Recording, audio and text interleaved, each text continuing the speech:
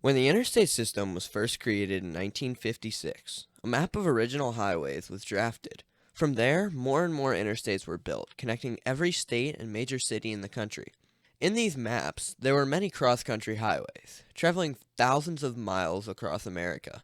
This is where we find Interstate 90, the longest interstate in the country. This highway goes from Seattle, Washington, all the way to Boston, Massachusetts, making it hundreds of miles longer than second place. So today I'm going to tell you about I-90, what exact route it takes, how it was built, and how it changed America. Before that though, I wanted to quickly ask if you would consider subscribing to the channel. I make weekly videos on interesting quirks in American geography and other topics about the interstate system. So if that's something you enjoy watching, I suggest you subscribe. Subscribing is very easy for you since you just have to click the button, and it helps me out a ton when people do it. Thank you. So back in the early 20th century, there were many talks about a controlled access highway across the northern part of the country, going coast to coast. This was not a real possibility at the time, but it found its real birth in 1956, when the Interstate System Map was created. In this map, I-90 was assigned to the northernmost cross-country route in the system.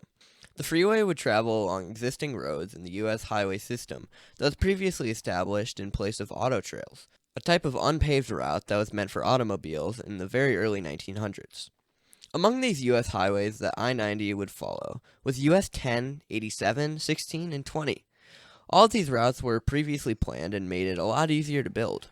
Many important parts of I-90 in the previously developed Midwest and Northeastern states used already existing toll roads previously built by those states in the 1950s and 60s. The Massachusetts Turnpike, Northwest Tollway, Chicago Skyway, Indiana Toll Road, Ohio Turnpike, and New York State Thruway were all built and opened before I-90, so they all became part of the interstate.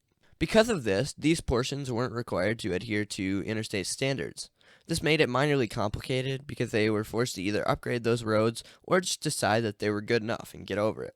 Over the next 15 years, the interstate was constructed all around the country, and every state but one completed their construction. That one state that everyone was forced to wait on was Washington. This came because of the freeway revolts in the Seattle area, making it very difficult to build I-90 through areas that weren't important to the cities of Bellevue and Seattle.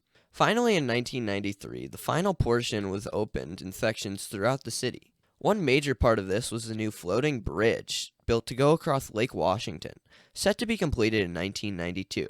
The bridge was delayed a year due to the sinking of the original bridge, which is a pretty major problem if you ask me. I mean, the whole idea of a floating bridge would mean that it would float, so if it happens to sink, it's probably not too good. But what matters is that they rebuilt it and the public was driving on it in just a year later. So that's the history of the extensive I-90, showing you exactly how it came to be. Now, I'm going to go in depth on the exact route that the highway takes, talking about all the major cities and giving you a rundown of what's going on with this interstate. So going west to east, as exit numbers would do, we start just south of downtown Seattle with the I-5 interchange, located just 800 meters away from T-Mobile Park and CenturyLink Field, the home of the Seattle sports teams. Heading east from there, we see the Mount Baker Tunnel, which runs 1 kilometer under the predominantly residential area of Seattle. After that, we see the Homer Hadley and Lacey Muro Memorial Bridges, the floating ones I was talking about earlier. From there, the highway goes through the east suburbs of Seattle, before getting into the iconic Snoqualmie Pass, one of the most stunning parts of the entire interstate system, as the highway passes through the Cascade Mountain Range. After that, it heads through central Washington, a very dry and empty area that geography interests me a lot. Next, it comes into Spokane, the second large metro of the list. After that, it comes into Coeur d'Alene, which gives me a nice window to state that these two cities are definitely one metro area. Together, Coeur d'Alene and Spokane would amount to around 900,000 people and make the MSA seem a lot more impressive. After that, I-90 goes through the mountains of the Idaho Panhandle, which is very similar to the portion where it passes through the Cascades in Washington, and I'm never able to tell them apart. What matters is both of these areas are absolutely beautiful and worth a drive if you're in the area. Mountains in general are just stunning, and if you're watching this video and haven't visited the Rockies already, I encourage you to do that within the next 5 minutes that the video is going on. Anyways, next the highway goes through western Montana, heading through Missoula and Butte, as well as Bozeman before heading into the Great Plains. The next big city it sees is Billings, where it meets the end of I-94, a smaller, more northern interstate. Now, earlier in the video, I did say I-90 was the most northern cross-country interstate, which it is because I-94 is not technically cross-country, only starting in Billings, which is not across the country. After that, it goes through the northeast corner of Wyoming before going into South Dakota, next to the Black Hills, down to Rapid City. While going through South Dakota, it's a very boring area, which makes for some much-needed roadside attractions. Near Badlands National Park, we find Wall Drug, a tourist trap that advertises free water, something hard to come by in this part of the country. I've been there and it's pretty disappointing, but you'll see billboards for hundreds of miles on I-90 telling you to stop there, so it gets a lot of visitors. In the more eastern part of the state, you find Mitchell, South Dakota, home of the Corn Palace, another fairly useless roadside attraction that tries its hardest to get visitors. It advertises itself as the world's only corn palace, which I think is pretty funny and not impressive at all. Before it meets the Minnesota state border, it goes through Sioux Falls, the biggest metro in the state of South Dakota. Once you pass into Minnesota, the next 200 or so miles are some of the most boring in the entire interstate system. There isn't much to stop at between Sioux Falls and Rochester, the two big cities along the route. But once you go past Rochester and close in on the Mississippi River and Wisconsin border, things start to get interesting because of the bluffs along the river.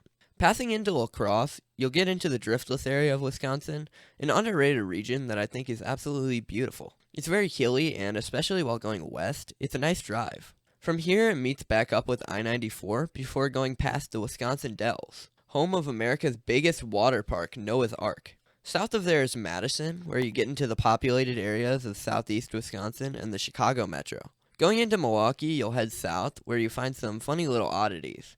Because while the interstate is signed as going east, there are small parts where you're going west instead.